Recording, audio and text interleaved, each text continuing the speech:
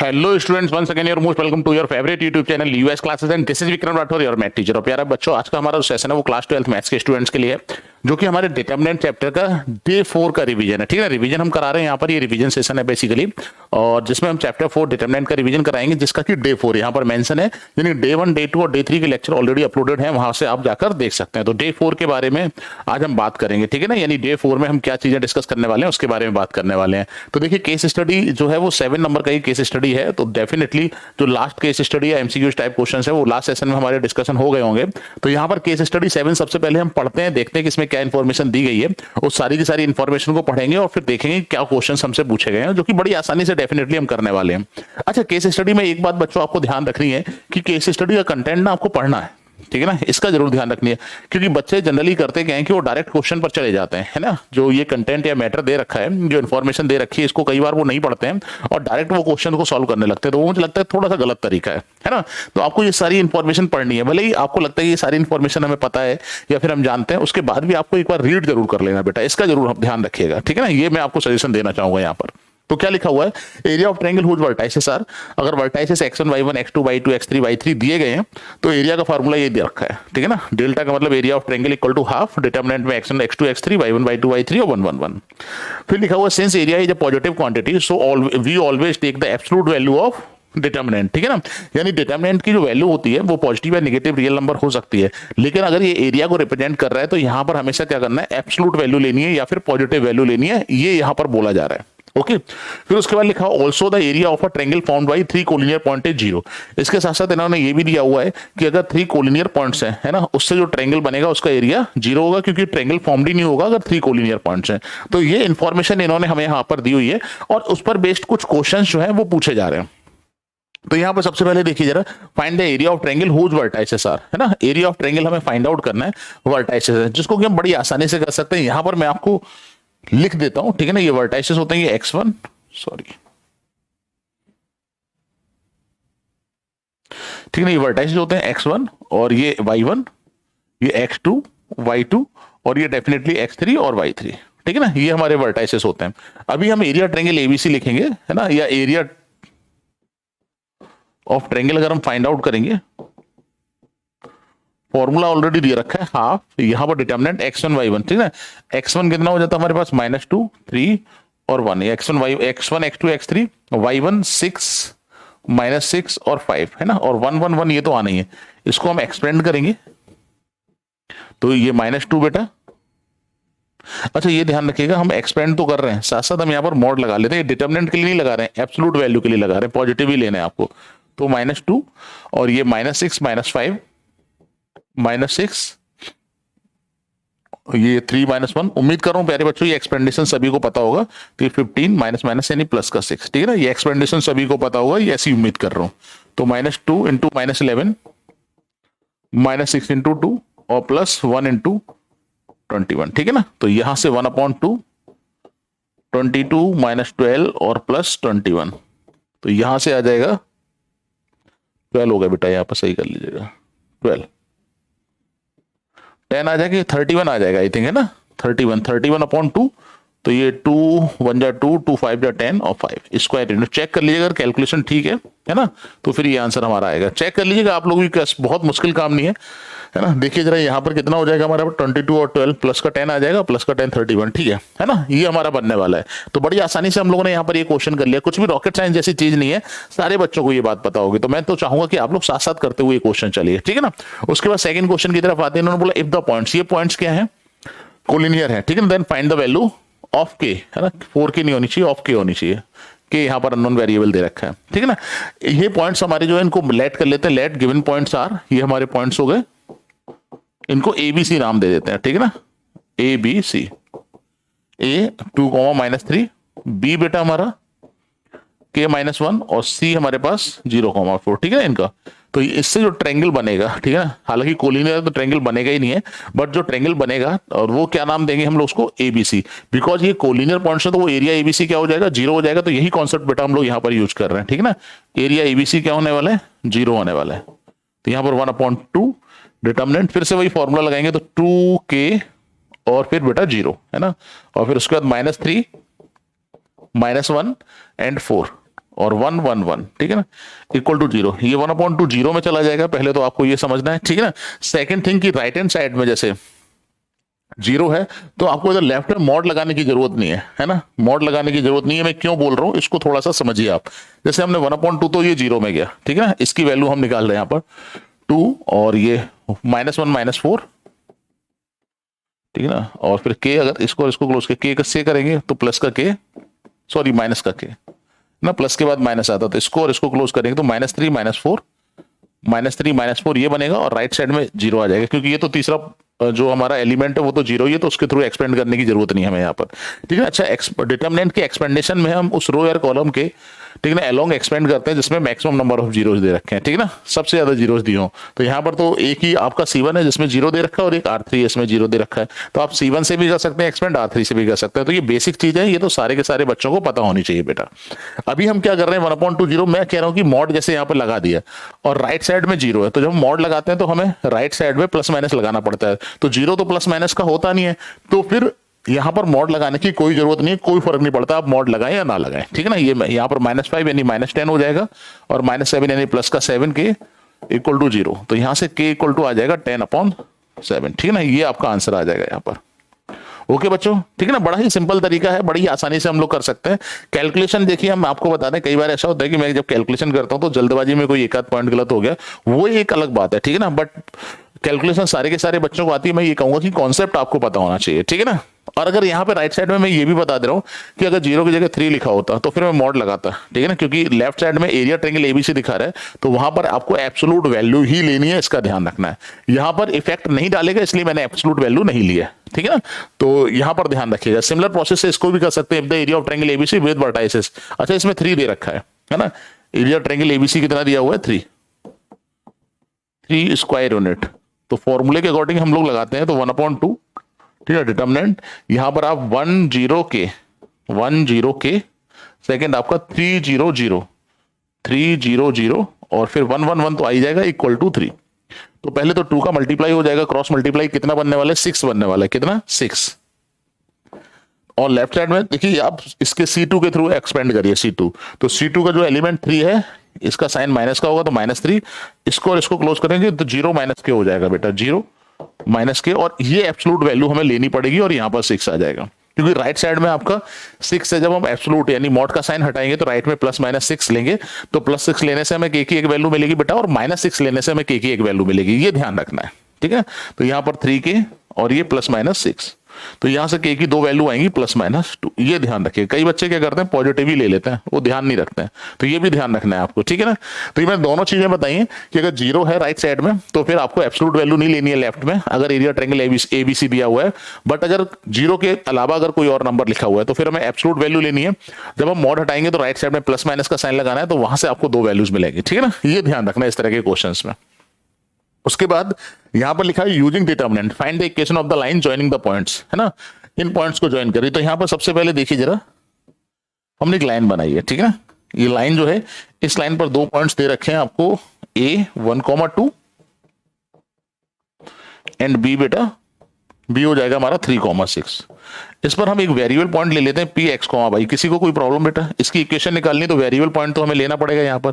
अब बड़ी आसानी से आप बोल सकते हैं ABP कोलिनियर है, तो क्या एरिया ABP इक्वल टू 0 बोल सकते हैं, एरिया ट्रायंगल ABP, ठीक है ना, और एरिया ट्रायंगल ABP को हम 1,2 और फिर 1 3x, ठीक है, सेकेंड 2 6 बाई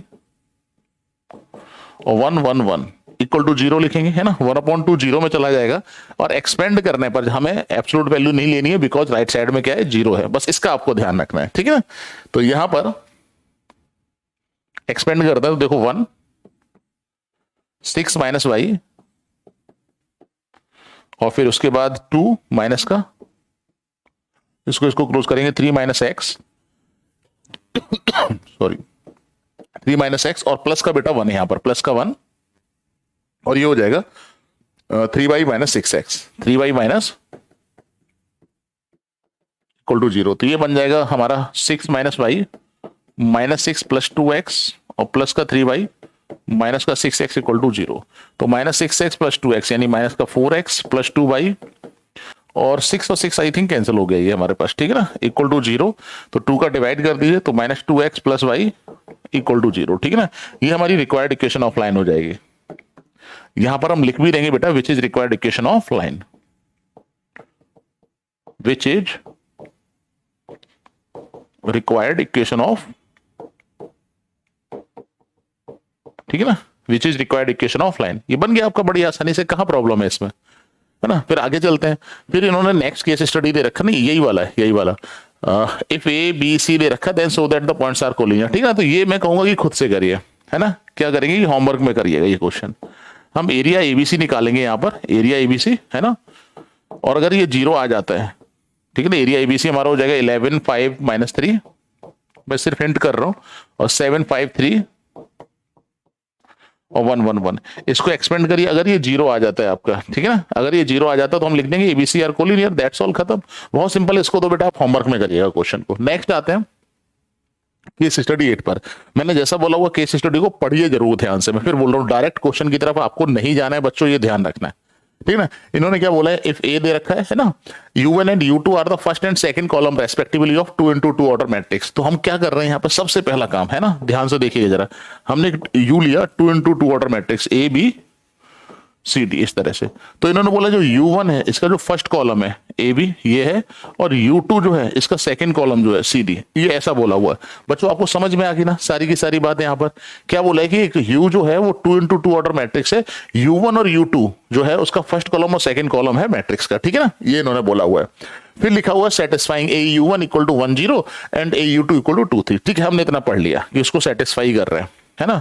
सेटिस्फाई करने से मतलब क्या हुआ, अभी हम बात करेंगे इसकी हेल्प से, क्योंकि हमें ए पता है, राइट साइड में मैट्रिसेस पता है, तो हम u1 की वैल्यू निकाल सकते हैं, यानी कि आप u1 मैट्रिक्स फाइंड आउट कर सकते हैं। कैसे बात करेंगे, सिमिलर वे में हम u2 भी मैट्रिक्स फाइंड आउट कर सकते हैं, ठीक है ना। ये भी आपको थोड़ा सा जो है वो ध्यान रखना है यहाँ पर, ठीक है ना। तो अभी हम यहाँ पर, ठीक है ना, आगे जो क्वेश्चंस पूछे गए उस पर चर्चा करेंगे, उस पर बात करेंगे, ठीक। तो यहाँ पर हम लोग जो है ना वो क्वेश्चन की तरफ चलते हैं बच्चों, ठीक है ना, क्वेश्चन की तरफ। तो question find the matrix u1 plus u2, इन्होंने बोला कि u1 plus u2 matrix find out करिए। तो उसके लिए तो हमें u1 और u2 फाइंड आउट करना पड़ेगा, ठीक है ना। u1 और u2 हमें देखिए पहले से ही दे रखा है a u1, ठीक है ना, a u1 इक्वल टू 1 0, ठीक है ना, बिल्कुल यहां पर ये दिया हुआ है। अभी हम एक ही बात करते हैं, तो ये मैट्रिक्स हमारे पास है 1 0 1 0 और 2 1, ठीक है ना, ये मैट्रिक्स ये लिखा। u1 मैट्रिक्स हमारे पास ए बी हमने पहले से ही लेट कर लिया था, और ये 1 0, है ना। मल्टीप्लाई करेंगे 1 का ए के साथ ए, 0 का बी के साथ 0, सेकंड रो करेंगे तो 2a plus B, left side में ये मैट्रिक्स बन जाएगा 1 0। मुझे नहीं लगता कि यहाँ पर किसी बच्चे को कोई प्रॉब्लम होनी चाहिए। मैट्रिक्स मल्टीप्लीकेशन बच्चों आपको अच्छे तरीके से पता होगा, ऐसा मैं मान के चल रहा हूँ, ठीक है ना। उसके पर बहुत ज्यादा डिस्कशन नहीं करेंगे कि कैसे होता है वो। तो यहाँ पर हम कंपेयरिंग करते हैं, ऑन कंपेयरिंग, अगर हम कंपेयरिंग बेटा यहां पर कर रहे हैं तो a इक्वल टू 1 आ जाएगा एंड, तो 2a plus B equal to 0, यहां पर 2 इंटू 1 प्लस बी, और v की वैल्यू बड़े प्यार से कितनी आ जाएगी, -2 आ जाएगी। तो देयरफॉर यहां पर u1 जो है वो ए बी मैट्रिक्स है, यानी 1 -2 आ जाएगा। ये हमारे पास u1 आ गया, ठीक है ना, ध्यान रखिएगा, इसको मैं हाईलाइट भी कर दे रहा हूं u1। अभी हमें सिमिलर वे में u2 भी निकालना है, ठीक है ना। क्या निकालना है, u2 एंड हम बात करेंगे एंड। आपको a u2 भी गिवन है, ठीक है ना, एक मैट्रिक्स हमें दे रखा है a u2 इक्वल टू 2 3, ठीक है ना, 2 3। तो यहां पर a तो फिक्स है आपके पास, a दिया गया है, a है हमारे पास 1 0 2 1 1 0 2 1, ठीक है ना। और u2 मैट्रिक्स c d है, हमने लेट किया था, मैं फिर आपको दिखा दे रहा हूं, देखिए यहां पर जरा u2 c और d, ठीक है ना, यहां पर ये लेट किया हुआ था, और राइट में आपका 2 3 चल रहा है, ठीक है। सिमिलर वे में, क्योंकि बहुत ज्यादा एक्सप्लेनेशन की यहां पर जरूरत नहीं है, सिमिलर वे में जैसे हमने u1 फाइंड आउट किया था उसी प्रोसेस के थ्रू हम लोग u2 भी फाइंड आउट करने वाले हैं, ठीक है ना। तो यहां पर 1 का c के साथ c हो जाएगा, 0 का d के साथ d, 2c plus d equal to बेटा 2 3, 2 एंड 3। उसके बाद on comparing,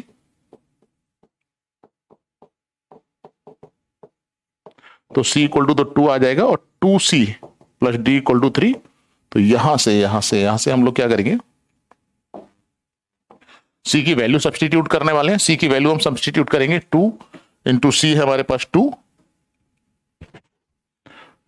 plus d equal to 3। तो यहां से d की वैल्यू बेटा -1 आ जाएगी। तो देयरफॉर हमारे पास जो u2 आ जाएगा, cd है ना, c की वैल्यू 2 और d की वैल्यू -1, ठीक है ना, ये ठीक है बच्चों, ये यहां पर आ गया। अब इन्होंने बोला देयरफॉर u1 प्लस u2 है ना, दोनों को ऐड करना है। तो U1 हमारे पास कितना है, U1 की बात कर रहे हैं, U1 हमारे पास है ये लास्ट में हमने कहा 1 माइनस टू, 1 माइनस टू, और प्लस U2 की बात करेंगे 2 माइनस 1। अगर हम ऐड करते हैं तो 1 2 3 हो जाएगा, ये -3 हो जाएगा, ये वैल्यू आ जाएगी, ठीक है ना, U1 और U2 की। और इसकी रिक्वायरमेंट अभी आगे जो क्वेश्चंस पूछेंगे उसमें भी डेफिनेटली होने वाली है। जैसे उन्होंने बोला find the value of U, तो U हमारे पास कितना था, है ना, ABCD यही था ना हमारे पास। ABCD की वैल्यू हम लोगों ने निकाली हुई है ना। ए देखिए जरा कहाँ गया, यही तो हो जाएगा 1 माइनस टू, फर्स्ट कॉलम तो इसका यही हो जाएगा 1 माइनस टू, और जो U2 है हमारे पास 2 माइनस 1, 2 माइनस 1 ये होने वाली है। तो अगर हमें डिटर्मिनेंट U निकालना है, मॉड नहीं ये डिटर्मिनेंट U है, ठीक है ना। तो 1 का -1 के साथ -1 और माइनस प्लस 4 यानी कि 3 वैल्यू आ जाएगी बेटा, देखिए जरा यहाँ पर, है ना। आपके पास ABCD की वैल्यू भी है, वो रखकर भी आप यहां से इसको आंसर निकाल सकते हैं, है ना। सेकंड थिंग, और जो U मैट्रिक्स था उसका जो फर्स्ट कॉलम था वो U1 था, तो जो U1 के जो एलिमेंट्स है वो यहाँ पर लिख दीजिए, U2 के एलिमेंट मतलब C1 में लिख दीजिए, U2 के जो एलिमेंट्स थे वो C2 हो जाएगा हमारा, तो U पता लग जाएगा आपको, कौन सा मुश्किल है, ठीक है ना। तो ये इस तरह से ये क्वेश्चन बन जाने वाला है। फिर इन्होंने बोला कि then find the value of ये x, ये ब्रैकेट लगा हुआ है, एक्चुअली ये मॉड x हमारा क्या है, कोई मैट्रिक्स है, उसका डिटर्मिनेंट निकालना है। अच्छा आप देखो जरा यहाँ पर x तो x है ही है, ये 3 2 बोला है, और U आपने अभी भी फाइंड आउट किया है ये 1 2 माइनस 2 माइनस 1, 1 2 माइनस 2 माइनस 1, और ये हमारे पास कितना है 3 2, ठीक है ना। अभी हम मल्टीप्लाई करें, किसी का किसी के साथ कर लो, कोई फर्क नहीं पड़ने वाला है। मैं इन दोनों का पहले मल्टीप्लाई कर रहा हूं, तो 1 फर्स्ट रो का फर्स्ट कॉलम में करेंगे, 1 का 3 के साथ 3 + 4, सेकेंड रो स्टार्ट करेंगे तो -6 -2, यहां पर हमारे पास आ जाएगा 3 2, और ये हमारे पास 7 और -8, ठीक है ना। इन दोनों का मल्टीप्लाई कर रहे हैं हम लोग यहाँ पर, है ना। तो फर्स्ट रो का फर्स्ट कॉलम के साथ करेंगे हम, यहाँ पर फर्स्ट ही रो है हमारे पास, है ना, सेकंड तो है ही नहीं। तो 3 का 7 के साथ 21 बेटा, 3 7 21, और -16, तो हमारे पास ये 1 × 1 ऑर्डर का एक मैट्रिक्स आया 5। अगर इसका डिटर्मिनेंट आप निकालते हैं तो कितने बच्चे इस बात को समझ रहे हैं, है ना, कि ये होने वाला है। कहीं कोई डाउट है बताइए बेटा, यहाँ पर बड़ी आसानी से हो गया ये क्वेश्चन, बहुत मुश्किल कहाँ था यहाँ पर, है ना, ये भी बन गया। उसके बाद नेक्स्ट क्वेश्चन की तरफ चलते हैं, find the minor of the element in the position A22 in U, ठीक है ना। तो U पहले लिख लो यहाँ पर, सिंस U कितना है हम कई बार लिख चुके हैं, 1 2 -2 -1, ठीक है ना। माइनर यानी M22 आपको फाइंड आउट करना है ना। माइनर ऑफ A22 क्या होता है, M22 होता है। इसका क्या है, सेकंड रो और सेकंड कॉलम को डिलीट करिए, और उसका जो डिटर्मिनेंट होगा, है ना, उसका जो डिटर्मिनेंट, ये एब्सोल्यूट वैल्यू नहीं है बच्चों, डिटर्मिनेंट है। और 1 × 1 ऑर्डर का जो डिटर्मिनेंट होता है उसका अंदर की जो वैल्यू एलिमेंट होता है वही उस डिटर्मिनेंट की वैल्यू होती है। ये बच्चों आपको बात पता होनी चाहिए। ध्यान रखना, बहुत सारे बच्चे ना इसको 1 लिख देते हैं, ये गलती करते हैं और उनसे उनका आंसर जो है वो गलत आ जाता है, ठीक है ना, ये ध्यान रखना है बेटा। उसके बाद बहुत सिंपल इन्होंने दिया, इफ U = Aij 2 × 2, ठीक है। U कोई मैट्रिक्स है 2 × 2, वो तो वैसे भी दे रखा है। फिर इन्होंने बोला then find the value of A11। आप मुझे एक बात बताओ, कितने बच्चे इस बात को समझेंगे कि A11 और A12 और A12, यहां पर गलत दिया हुआ है, A12 होना चाहिए, ठीक है ना, A12 ये, इसकी वैल्यू डिटर्मिनेंट U के इक्वल होगी या नहीं होगी बच्चों, ठीक है ना। डिटर्मिनेंट U के इक्वल होगी या नहीं होगी। किसी भी रो के एलिमेंट को उसी रो के कोफैक्टर के साथ मल्टीप्लाई करके सम करते हैं तो वो डिटर्मिनेंट की वैल्यू देता है ना। तो ये जो वैल्यू देगा वो डिटर्मिनेंट की वैल्यू देगा, और ये अपनी लास्ट में आपने निकाला हुआ डिटर्मिनेंट U की वैल्यू, देखो जरा, बार बार लिखने की जरूरत नहीं है, ये 3, तो बस यही इसका आंसर हो जाने वाला है, इससे ज्यादा टाइम लगना ही नहीं इस क्वेश्चन में, ठीक है ना। तो ये क्वेश्चन भी हमारा बड़ी आसानी से बन गया, अच्छा क्वेश्चन था, है ना। उसके बाद ये छोटे मोटे क्वेश्चन हैं, ये भी हम लोग खत्म करते हैं। इन्होंने बोला कि ए मैट्रिक्स दिया हुआ है और हमें प्रूव करना है 3A का determinant equal to 27 determinant A। बहुत आसानी से कर सकते हैं। पहले तो हम 3A कैलकुलेट कर रहे हैं, तो 3 0 3 0 3 6 और 0 0 12, ठीक है ना। डिटर्मिनेंट अगर 3A की बात करते हैं तो इसको एक्सपेंड कर लो, 3 36 - 0, तो ये 108 आ जाएगा, ठीक है ना। इसको हमने इसके थ्रू C1 के थ्रू एक्सपेंड कर लिया। अब हम डिटर्मिनेंट A की बात करते हैं, यहाँ पर डिटर्मिनेंट A, ठीक है ना। तो डिटर्मिनेंट A कितना हो जाएगा हमारे पास, एंड डिटर्मिनेंट A होने वाला है, यही लिखा हुआ ना, तो डायरेक्ट एक्सपेंड करिए 1, है ना, और फिर इसको और इसको क्लोज करेंगे तो 4 - 0, तो 4 - 0 डिटर्मिनेंट A की वैल्यू 4, तो therefore 27 determinant A equal to 27 × 4 जो कि 108 होने वाला है। यहां दोनों जगह देख लीजिए आप यहाँ पर, ठीक है ना। तो हेंस करके बड़ी आसानी से आप ये बात लिख सकते हो कि 3A का जो डिटर्मिनेंट है बेटा वो 27 डिटर्मिनेंट A आ जाएगा। यहाँ पर कोई भी डाउट हो बोलिए भाई, है ना। बहुत सिंपल सा क्वेश्चन था, 1 मार्क्स का क्वेश्चन था, आसानी से कर सकते हैं। उसके बाद यहाँ पर देखिए question number 2, if A and B are square matrices of the same order 3, है ना, ए बी कोई भी स्क्वायर मैट्रिसेस है 3 ऑर्डर का है, डिटरमिनेंट ए 2 दिया हुआ है और and A B equal to 2i दिखा हुआ है, तो A B equal to 2i यहां पर है हमारे पास, है ना। क्या आप दोनों तरफ अगर मॉड लगा देते हैं, ठीक है ना, तो कहीं कोई प्रॉब्लम, दोनों तरफ हमने मॉड अप्लाई कर, मॉड इन द सेंस कि डिटरमिनेंट अप्लाई कर दिया, ठीक है ना, मॉड नहीं बोलेंगे डिटरमिनेंट। क्या हम इसको डिटरमिनेंट ए और डिटरमिनेंट बी बोल सकते हैं, है ना। 2 अगर हम डिटरमिनेंट से बाहर लेंगे तो ये बात आपको ध्यान रखनी, जितना आई का ऑर्डर होगा, है ना, आई का ऑर्डर कितना होगा, ऑब्वियस सी बात है आई का ऑर्डर भी 3 होगा, क्योंकि यहाँ पर ए और बी जो है वो स्क्वायर मैट्रिक्स ऑफ ऑर्डर 3 है, तो आई का ऑर्डर भी 3 होना चाहिए, है ना, अंडरस्टूड है। और ये आई तो आई रहेगा यहाँ पर। डिटरमिनेंट ए की वैल्यू आपको यहाँ पर 2 गिवन है, डिटरमिनेंट बी आपको फाइंड आउट करना है ना।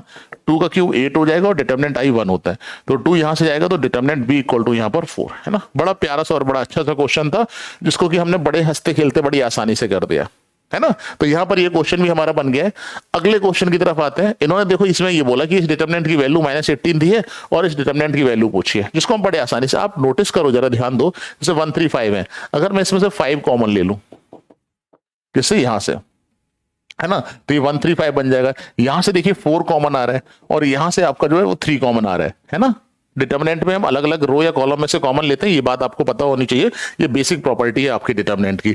देन आपके पास डिटरमिनेंट बचा कितना, देखिए 5 15 और ये 5 बन जा, 5 3 जा और 5 5 जा, 0 4 2 जा और 4 3 जा, और 3 कॉमन लिया तो 3 2 जा, 3 5 जा और 3 7 जा, ठीक है ना। यही वैल्यू हुई ना बेटा, यहाँ पर 60 हो जाएगा। और ये वैल्यू जो है डिटरमिनेंट की, आप ध्यान दीजिए जरा, ये देखिए यहाँ पर, अच्छा 046 लिखा हुआ है, 046 ये गलत लिखा हुआ है बेटा, है ना। तो आप पहले तो आपको ये समझना है कि यहां से फिर 3 कॉमन नहीं लेना है, ठीक है ना, यहां से 3 कॉमन नहीं लेना है पहले, तो यहां पर आप 6 15 और 21 ही रहने दीजिए, ठीक है ना, 6 15 और 21 इसमें से कॉमन मत लीजिए। और यहां पर 046 नहीं, या तो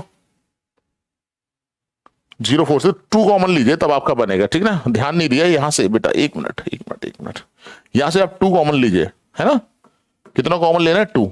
तो यहां पर आपको क्या करना है, 0 हो जाएगा, 4 हो जाएगा और 2 6 12 आ जाएगा, 6 5 21, ठीक है ना, 6 5 21 ये करना है, ठीक है ना। ध्यान नहीं दिया जल्दबाजी में, मुझे लगा कॉमन है, क्योंकि आपको करना कि इस तरह से कॉमन लेने हैं डिटरमिनेंट से, जिससे कि आपके पास ये वाला डिटरमिनेंट जनरेट हो जाए। तो यहां से तो 5 ले लीजिए, यहाँ पे 0 4 6 है तो 2 ले लीजिए कॉमन, यहाँ पे 2 4 जाए, 2 6 12, 6 15 21 से कुछ कॉमन नहीं लेना है आपको, ठीक है ना। तो ये बनेगा 10 और इसकी वैल्यू कितनी दी हुई है बेटा आपको, माइनस का 18, जो कि डेफिनेटली -180, ठीक है ना। ये तो मुझे लग नहीं रहा यहां पर कहीं कोई दिक्कत होनी चाहिए, है ना, बड़ी आसानी से बन गया क्वेश्चन ये। अगले क्वेश्चन की तरफ इन्होंने बोला find the cofactor of all the elements, है ना। तो सबसे पहले तो इस मैट्रिक्स का जो नाम है ना वो ए डाल देते हैं, -2 3, कोफैक्टर्स ऑफ हमें ए निकालने हैं सारे के सारे एलिमेंट्स के, बहुत आसान है कोफैक्टर्स ऑफ ए निकालना है ना, क्योंकि हम बड़ी आसानी से अभी निकालेंगे भी, कुछ भी नहीं है।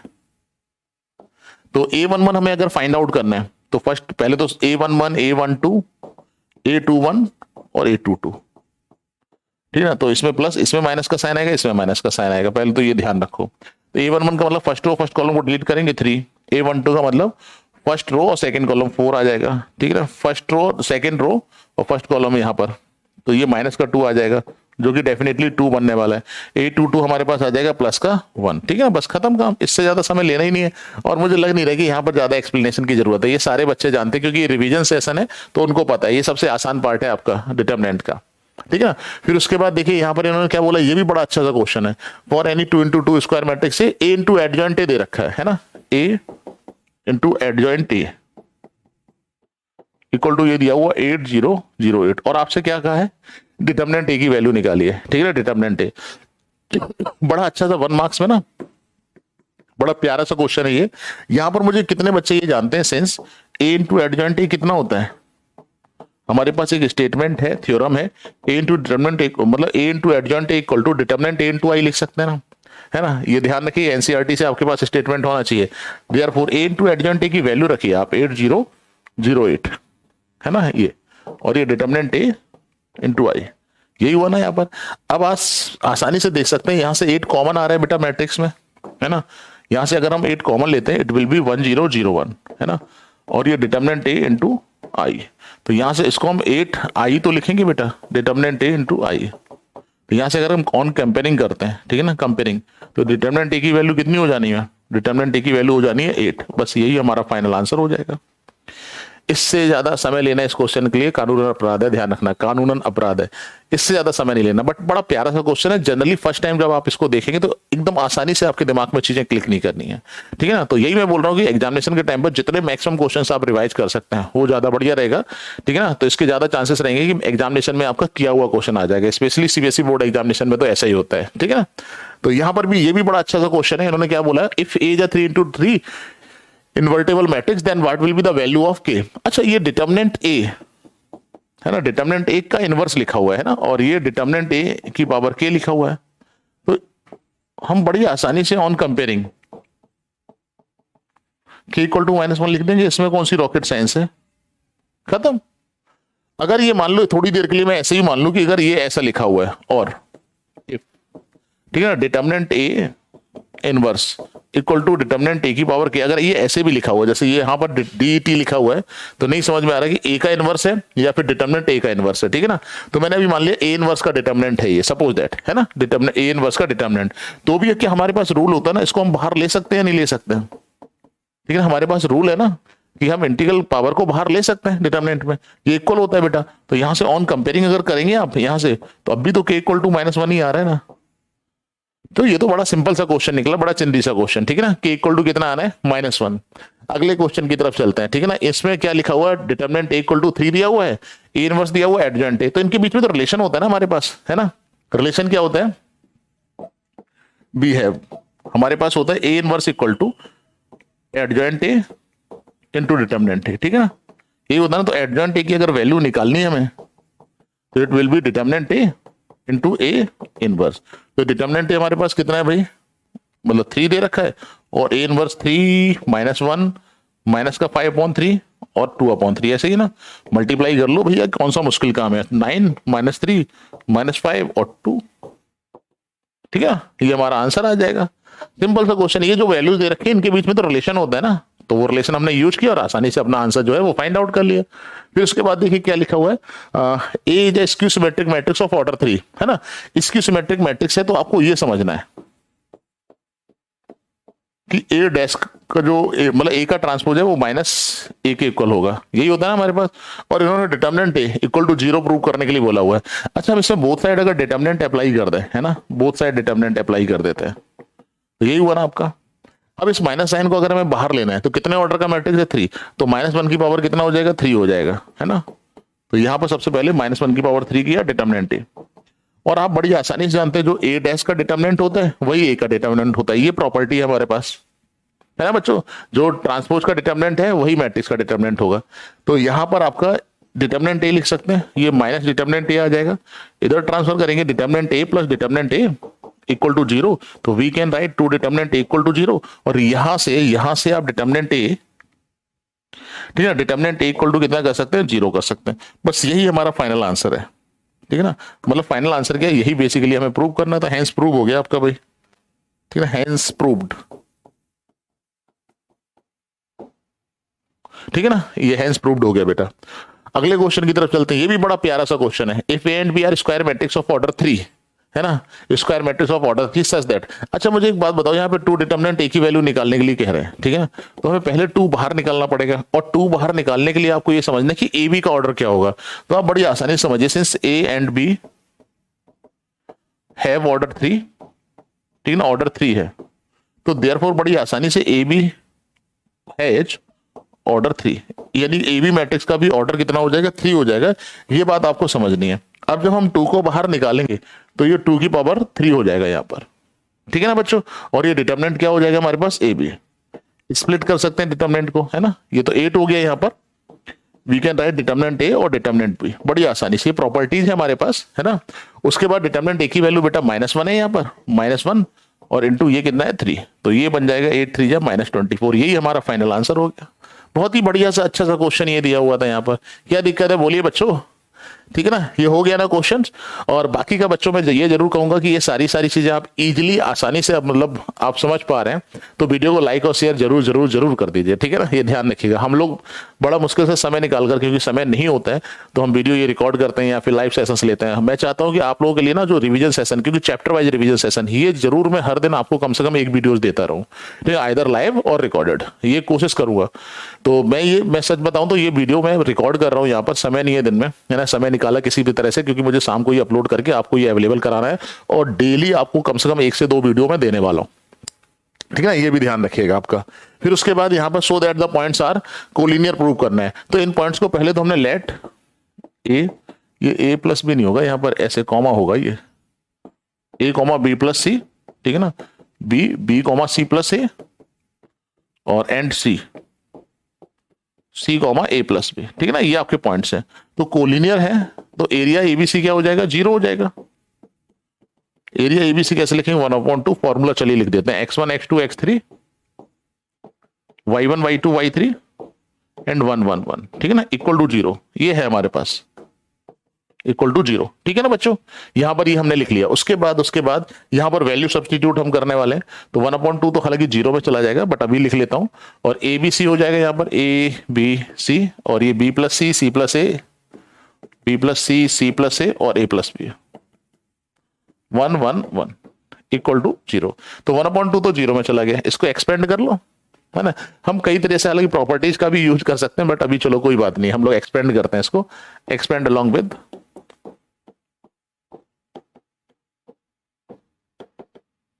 C1 से कर देते हैं। तो ए लिया मैंने यहां पर, तो ये हो जाएगा C प्लस ए माइनस ए प्लस बी, ठीक है, माइनस बी, तो इसको और इसको क्लोज करेंगे, बी प्लस सी माइनस, है ना, एक बार देखते हैं इसको और इसको, बी प्लस सी और माइनस ए प्लस बी, और प्लस का सी, ये हमारे पास हो जाएगा, सी करेंगे तो इसको क्लोज, तो बी प्लस सी और सी प्लस ए, है ना, बी प्लस सी माइनस सी प्लस ए, थोड़ा सा जल्दी कर रहा हूं, इक्वल टू 0, है ना, इक्वल टू 0। तो यहां से देखो जरा, ए तो ए है ही हमारे पास,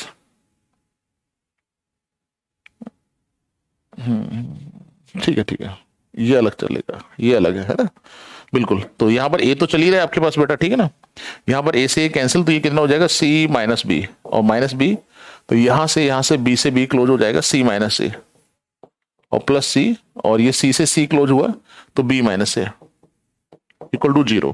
तो यहां पर A C minus A B minus B C plus A B और प्लस बी सी और माइनस ए सी, ठीक है। अच्छा, ये 0 तो हमें खैर प्रूव करना है, 0 लेना नहीं है, पॉइंट्स आर कोलिनियर प्रूव करना, शो करना है ना। चलो कोई बात नहीं, 0 इक्वल टू 0 आ जाएगा तो उससे भी हो जाएगा, AC और AC कैंसिल हुआ, BC और BC कैंसिल, AB, तो 0 इक्वल टू 0 हो जाएगा, ये तो ट्रू है ही, है ना। तो यहां पर बड़ी आसानी से लिख सकते हैं, therefore given points are collinear. देखिए मैं एक बात बता दूं, जैसे क्या हुआ, हमने 0 ले लिया यहाँ पर, ठीक है ना, जैसे 0 ले लिया, बहुत सारे बच्चे कहेंगे सर 0 लेना थोड़ी ना है, 0 तो फाइंड करना है हमें, ठीक है ना, निकल कर आना चाहिए अगर शो करना है, तो कोई दिक्कत नहीं है, आप 0 लीजिए और लेफ्ट राइट में आप कैलकुलेशन करते हुए चलिए यहाँ पर, है ना। और अगर लेफ्ट राइट दोनों इक्वल हो जाते हैं तो सेटिस्फाई कर रहे हैं, ठीक है, यानी स्टेटमेंट ट्रू हो गया, तो कोलिनियर ऐसे भी लिख सकते हैं। या फिर दूसरा तरीका जो आप सोचते हैं कि एरिया एबीसी निकालिए, जो भी कैलकुलेशन आ जाए हमारी, अगर वो 0 है तो फिर हम बोल देंगे पॉइंट्स कोलिनियर है, और नहीं आता है तो नहीं लिखेंगे, तो वो भी तरीका ठीक है। तो वो तो लिखने का तरीका है, कॉन्सेप्ट अल्टीमेटली हमें पता होना चाहिए, ठीक है ना, तो उसमें कुछ ऐसी चीज नहीं है। इस क्वेश्चन को मैं होमवर्क में बोलूंगा, ये अभी मैं करा चुका हूँ, आज के सेशन में ही कराया है ये क्वेश्चन, ठीक है ना। पॉइंट्स हमारे दे रखे हैं और इसका एरिया जो है, यानी इन पॉइंट्स को ज्वाइन करके जो ट्रायंगल बनेगा उसका एरिया 35 स्क्वायर यूनिट है। तो इन्होंने बोला कि के की वैल्यू निकालिए, तो वो एक लास्ट सेशन, अभी मतलब मैंने आपको लास्ट सेशन क्या सेशन जब स्टार्ट ही किया था आज का, उसमें इस तरह का क्वेश्चन एक बताया हुआ है, तो ये क्वेश्चन बेटा आप होमवर्क में कर सकते हैं, ठीक है। फिर इन्होंने क्या दिया, वो prove that the inverse of A non singular square matrix, है ना, इज यूनिक। तो सबसे पहले तो लेट हमने किया, let A B any non singular square matrix, ठीक है ना, किसी भी ऑर्डर का स्क्वायर मैट्रिक्स है। तो अगर A non singular square matrix है तो पहले तो आपको समझना determinant A is not equal to 0, है ना। सेकंड थिंग हमने लेट किया, क्योंकि हमें यूनिक बताना, तो हम लेट कर रहे हैं कि बी और सी ऐसे दो मैट्रिक्स है जो कि ए का इनवर्स है ना, मतलब इन्होंने बोला यूनिक है, तो हमने एक यूनिक नहीं माना, कि हमने मान लिया कि यार यूनिक नहीं होता है, वी और सी कोई भी दो मैट्रिसेस हैं जो ए का इनवर्स है, ऐसा हम मान के चल रहे हैं यहाँ पर, ठीक है ना। और फाइनली हम ये दिखा देंगे उसमें कि वी इक्वल टू सी होता है, तो वो दो ना होकर एक ही मैट्रिक्स है, इसका मतलब इनवर्स क्या हो जाएगा, यूनिक हो जाएगा। बस ये काम हमें करना है यहाँ पर। तो यहाँ पर हम लेट कर रहे हैं, let B and C are two square matrix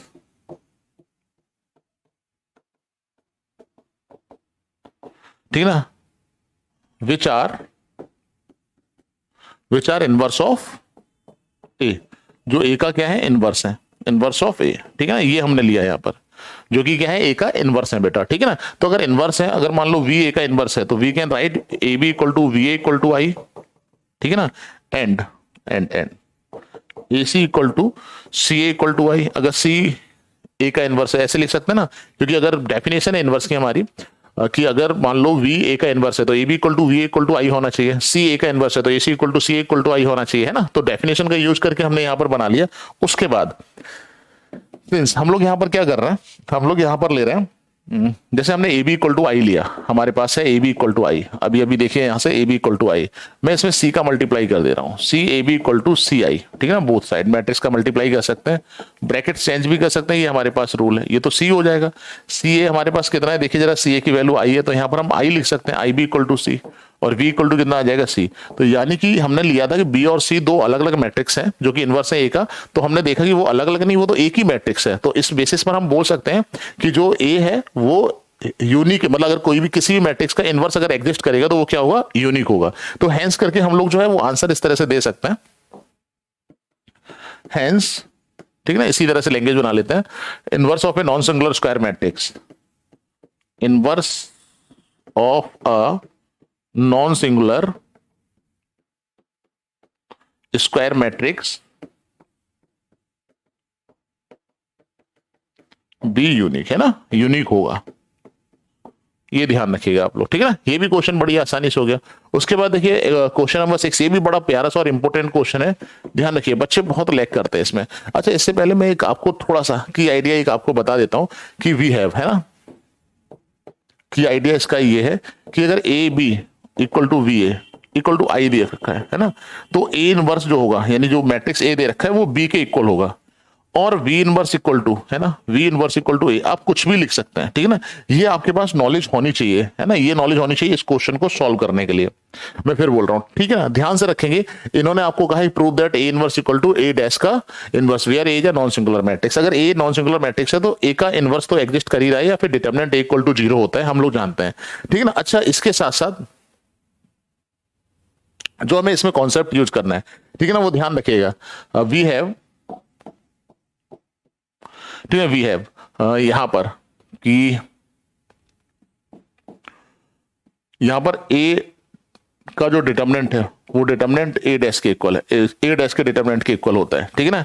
ये हमें बात ध्यान रखनी है, यस और नो, ये हो गया। एंड इसके साथ साथ क्या हम ये यूज कर सकते हैं कि जैसे ए इनवर्स, ठीक है ना, A inverse equal to A inverse A equal to I होता है, सारे सभी लोगों को पता है, यानी कि किसी भी मैट्रिक्स का उसके इनवर्स के साथ मल्टीप्लाई कर देंगे तो वो आई के इक्वल होता है। हम बोथ साइड अगर इसमें यहां पर ट्रांसपोज लगा देते हैं, ठीक है ना, बस ये ध्यान रखिएगा। देखिए जरा, जस्ट अ मिनट बेटा, ठीक है ना, अगर हम यहां पर डैश लगा देते हैं, ठीक है ना, डैश क्यों लगा रहे हैं, उसका रीजन भी सिर्फ यही है कि ऊपर जो हमें रिजल्ट लाना है वो डैश में लेकर आना है, ये ए डैश लिखा हुआ है इसलिए, तो आई डैश, हमने डैश अप्लाई कर दिया, ट्रांसपोज ले लिया वो साइड, कोई दिक्कत नहीं है।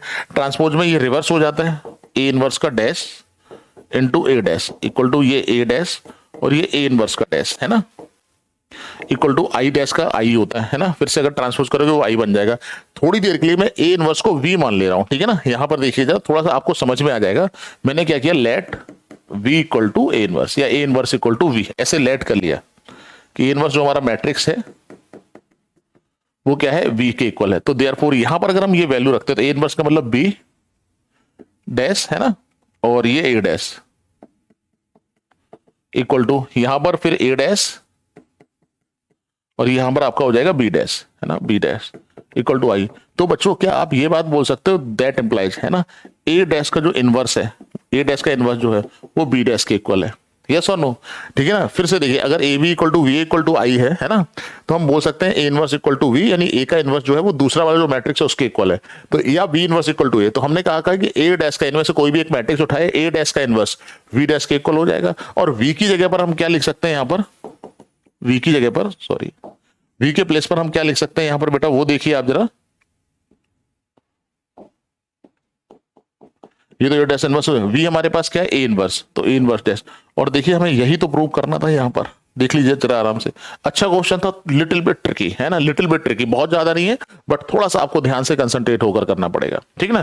तो ये आज का सेशन में बेटा हम लोग इतना ही रख रहे हैं। बाकी कोशिश करूंगा कि जो नेक्स्ट सेशन लेकर आऊंगा उसमें डिटर्मिनेंट, यानी डे 5 जो हमारा होगा उसमें डिटर्मिनेंट को कंप्लीटली मैं खत्म करा दूंगा फिर, ठीक है ना। उसके बाद जो भी नेक्स्ट चैप्टर आप लोग यहाँ पर हमें कमेंट में बताएंगे, ग्रुप में बताएंगे, तो वो चैप्टर हम लोग वहां से उठा लेंगे। मैं कोशिश करूंगा कि रिलेशन एंड फंक्शन जो चैप्टर है वो उठाएं, क्योंकि उसके क्वेश्चन भी बड़े प्यारे और बड़े बढ़िया बढ़िया से क्वेश्चन होते हैं, ठीक है ना। तो आज के सेशन के लिए बच्चों सिर्फ इतना ही। Now thank you to all of you for watching this, और अगर वीडियो अच्छा लगा हो तो उसको लाइक और शेयर जरूर करिएगा। Thank you.